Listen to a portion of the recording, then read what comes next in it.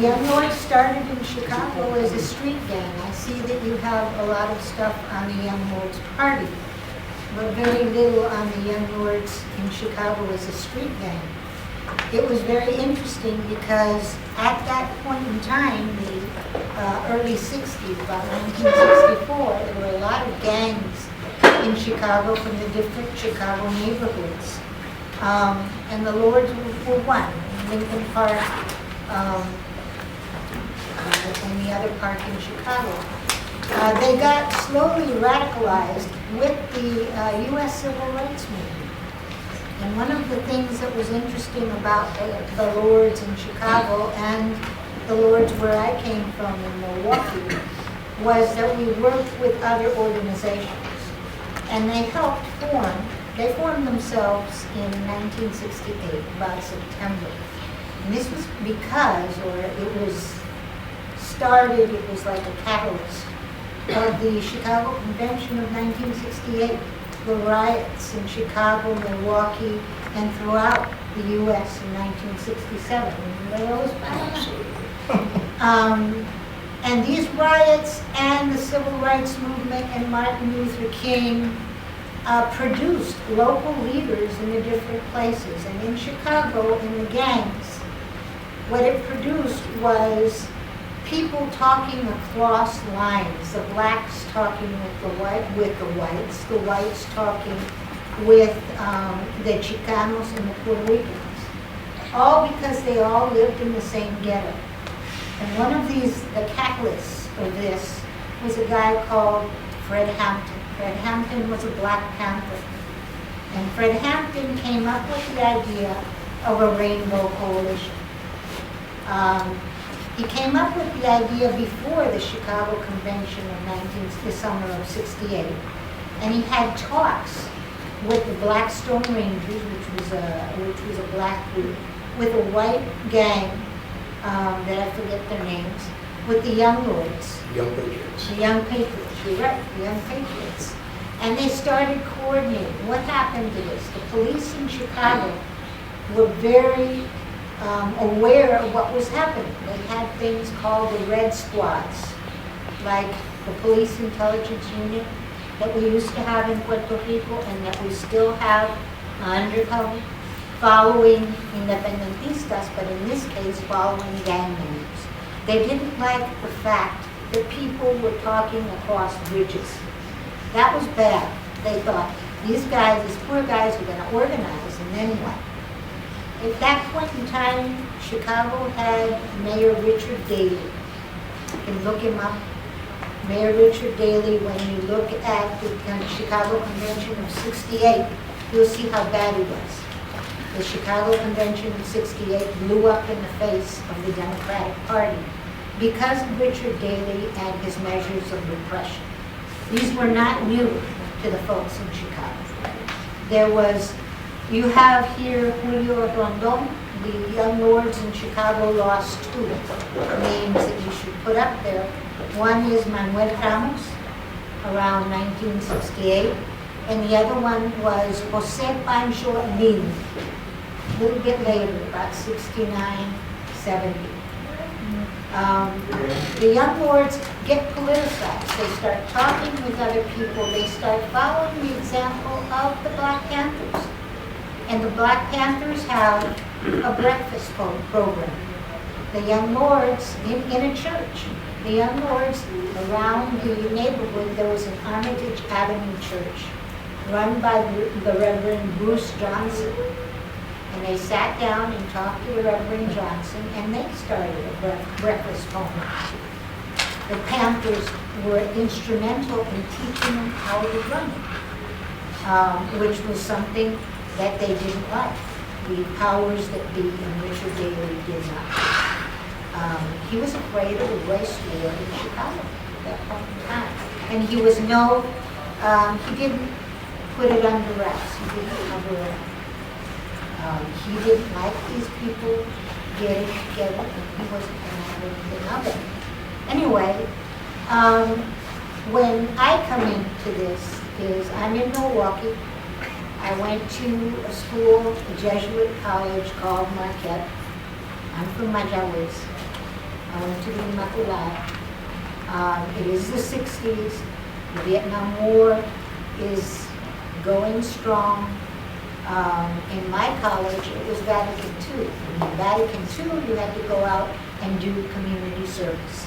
And as part of the theology requirements, we had to go to the Spanish Center in Milwaukee and do some research and started working with people. We got 3 credits to do it.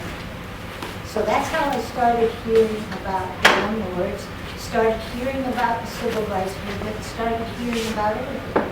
Because 1965, 66 in Puerto Rico, you know nothing about, never seen that, the U.S. before. I've been to the U.S. to visit.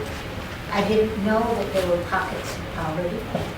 I didn't know that people lived the way the people that I saw were mainly Chicanos, mainly Mexican at that point in Milwaukee.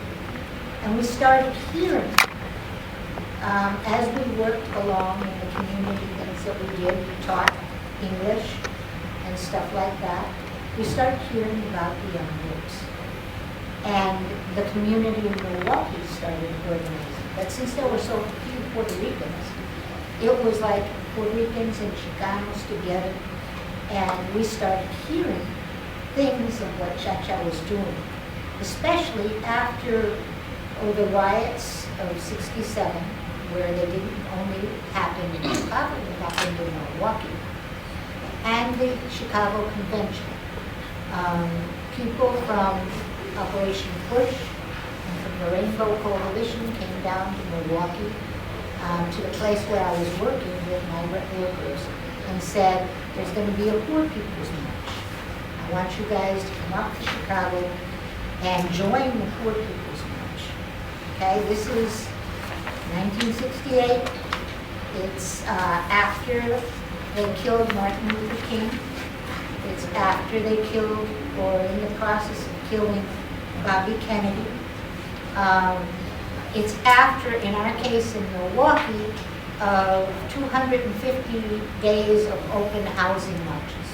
The problem, we think of racism, we think of discrimination as being a problem of the South of the United States. Not so. It's a problem of the places in the North. Chicago, Minneapolis, Milwaukee, all those big cities were classified by neighborhoods. It's called redlining. They still do it today. You come to buy a house, they see that you're Puerto Rican, they put you in this district. They don't show you houses in other districts. They see you are black, they put you in this district. So when you look at the city, it is a segregated city. And it's something that surprises you because you think that racism is just in the South. Milwaukee had a segregated city. The civil rights movement had brought a whole bunch of movement leaders to the fore, among them women. We had Val Phillips. Val Phillips came to the City Council of Milwaukee in 1960, and she started proposing an open housing ordinance. After 1968, or 1967, and after everything that happened in 67, the blacks in Milwaukee started organizing. And they started organizing around a church. It was St. Boniface's church, and this church had links with churches in Chicago. So we knew what was happening in Chicago, into a Methodist church, the one on Armitage Avenue. And out of the church, there came a march in around August of 67.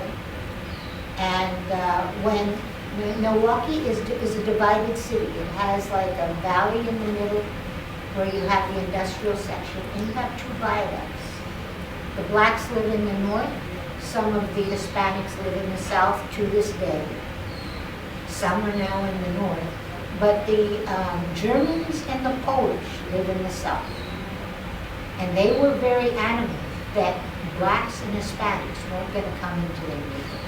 So when we had this open housing march, the first one, crossed the viaduct from the black section, got to the south of Milwaukee, to Kosciuszko Park, and were greeted by bottles and cans and everything you could think of thrown at the marchers. The police protected the guys that were throwing the things, not the marchers. So that went on for something like 200 and some odd days. As the marches went on and the violence escalated, not only were there black marches, this awoke the Hispanic community, and there were Chicano, and there were Puerto Rican marchers. This ceases when they had so many marches going every night against the city ordinance that prohibited it, that they brought it up to a vote on the city council that they were going to look at the open housing law again. We gave it a rest, but during that rest, Martin Luther King was killed. And so there was a huge march down Wisconsin Avenue. I'm telling you all this because you don't become a young lord overnight. We did. I did. You had to, and nobody sat down and tried to recruit you and convince you. No, that doesn't work. You did it because you were doing a bunch of things with other communities. And then all of a sudden there's an organization that speaks to you as a Puerto Rican, which was in my case. Most of my work in Milwaukee were done with the Chicanos, the American Indian movement, or Indians, and other Hispanics and the blacks. Only in the last years of my stay in Wisconsin was I a young lord. Did I find an organization that spoke to me as a Puerto Rican? And that was the organization that Chacha Jimenez started. Chacha Jimenez and the young lords in Chicago faced huge odds because of repression that I don't think that happened in New York. Well, New York was infiltration. Well, they had infiltration too. But this was outright repression. This was police standing in front of Armitage Avenue Church and blatantly taking your photograph as you went in and out of the church, asking you questions when you came out of the church, arresting. Chacha had something like, Chacha Jimenez, the leader, had something like 18 arrests in the space of 2 years. Killing folks, like I told you, going to your house, talking to your mother, talking to your father, talking to your community, the infiltrators, trying to get you out of your groove of community work, instituting programs that came and did the things that you were doing, okay? And the lords had to be very ingenious in their things. What they did in Chicago was they took over a theological seminary. They also did a series of very constructive things in Chicago. They started getting plans for housing and stuff, and they didn't get engineers and architects that were run-of-the-mill. They got some of the best. And they submitted these projects to the city council in Chicago, and the city council in Chicago rejected them. Okay? So this was a base of repression. When the young lords come to Milwaukee, all of this was happening in Milwaukee. We were doing some things that were similar to that. But we get the young lords in Milwaukee about 1968, 69. And when we go up to Chicago, we see that the atmosphere there is different than the atmosphere that we have. To the point where on December 4th, 1969, an FBI Red Squad operation had the plans for the apartment of Fred Hampton and went in and killed him in his drugged in, found out that he was in his bed, drugged, and went and shot him. And one of the big actions that we did was to go to Fred Hampton's funeral. And why did they get Fred Hampton? Because Fred Hampton was a leader that had bridged. And he was a very good leader. He was a leader that recognized that the problems were the same for the black, white, Hispanic neighborhoods. It was poverty.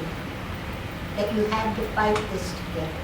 And so they had to eliminate Mark Clark, or Fred Hampton and his friend Mark Clark.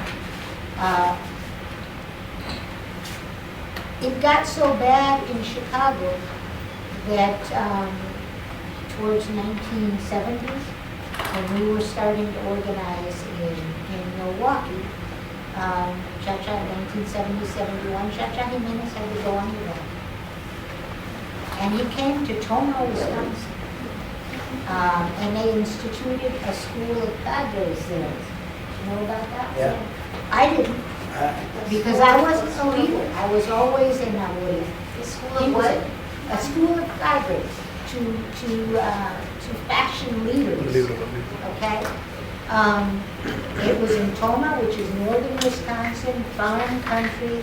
These guys stuck out like sore thumbs. You know, they weren't white, Anglo-Saxon Protestant. I knew there was something going on in Tomah, but I wasn't one of the leaders of the Young Lords in Milwaukee.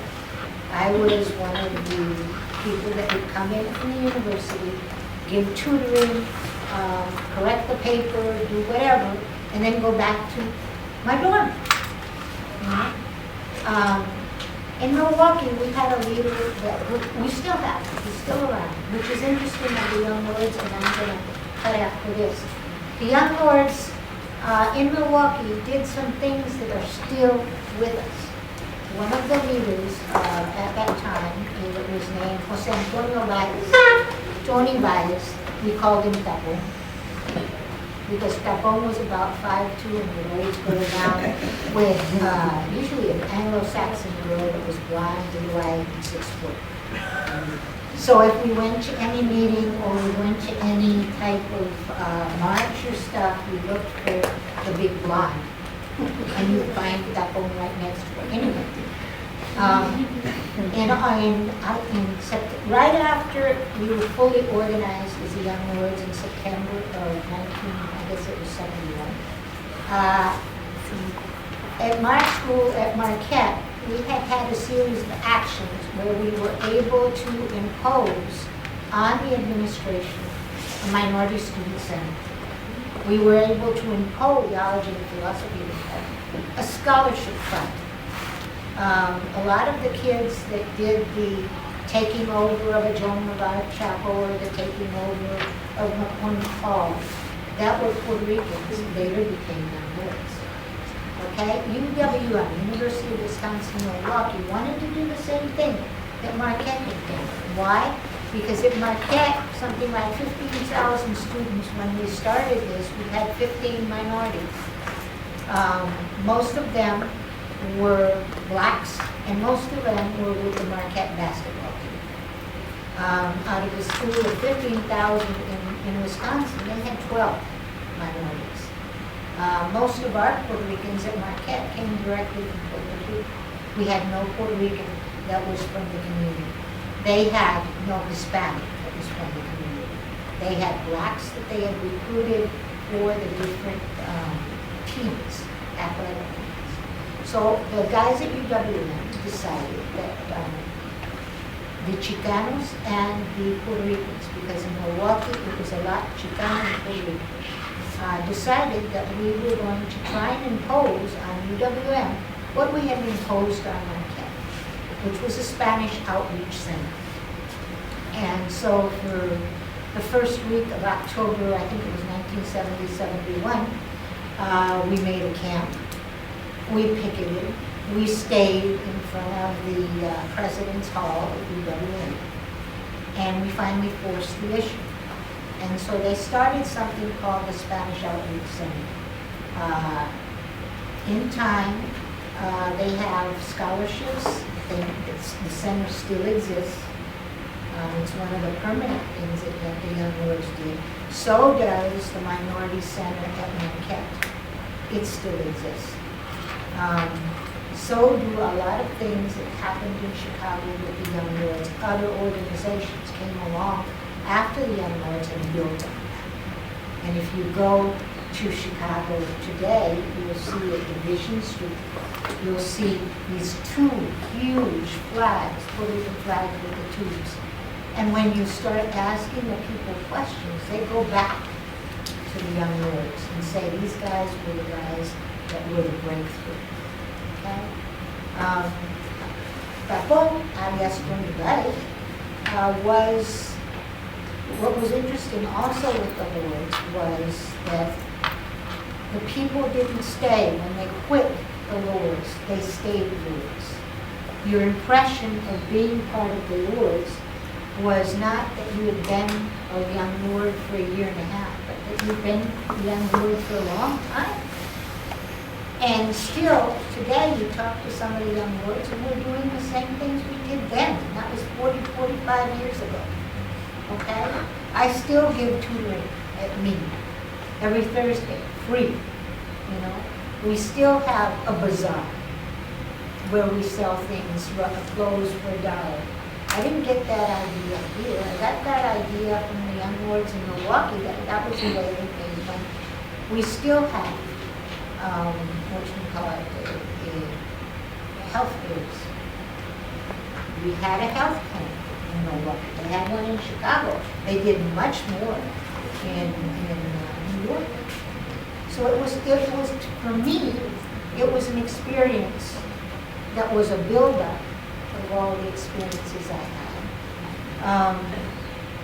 I was part of the Movimiento por la Independencia, but there were only 5 of us then.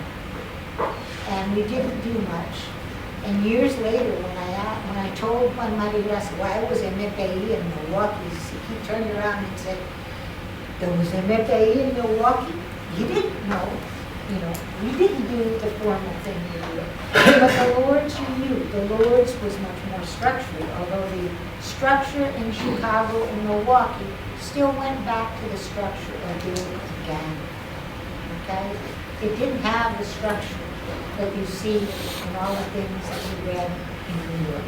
And that was one of the critiques that New York made. And that was one of the reasons why it split. Apart from the fact that New York thinks that it's the biggest thing in town. It's like a especie de San Juan. And so what can I tell you? Chacha Jimenez has just finished his BA, or was it MA? After all these years, he's 63. Okay? Tony Baez went on to be Dr. Tony Baez. And what does he have in Milwaukee? He has a school for students that can't get into any other school because they're bad students. Esperanza Quines, who was another one of the women in the Young Lords with you, she's now a doctor in Chicago and she works at the clinic. And so on and so on. I know that his gang is like that. You have one Gonzalez and stuff. It is something that was not destructive in our lives at all. It gave you a purpose in life. You worked like hell. You didn't sleep. You were always doing a whole bunch of things. And you were happy because you thought you were doing something and working along with the people. It was not an experience where I come and help you, and you have to come and kowtow to me. We taught the community, and we learned from the community. It was an experience like this. It was not an experience top-down. And you learned a lot. And you learned a lot of life from that community, from being around that community and doing everything. And you learned a lot about friendship, loyalty, commitment, social justice, and independence. I started out this journey as an adicción. In my house, they used to sing, Viva usted feliz y seguro con fe, libertad sin peligro. The young lords changed it. I've never gone back to that. And I've tried, and others have tried to continue this. Yes, we've lost a lot along the way. Yes, we have gray hairs and don't have the energy that we had before. But we're still at it. And we're not going to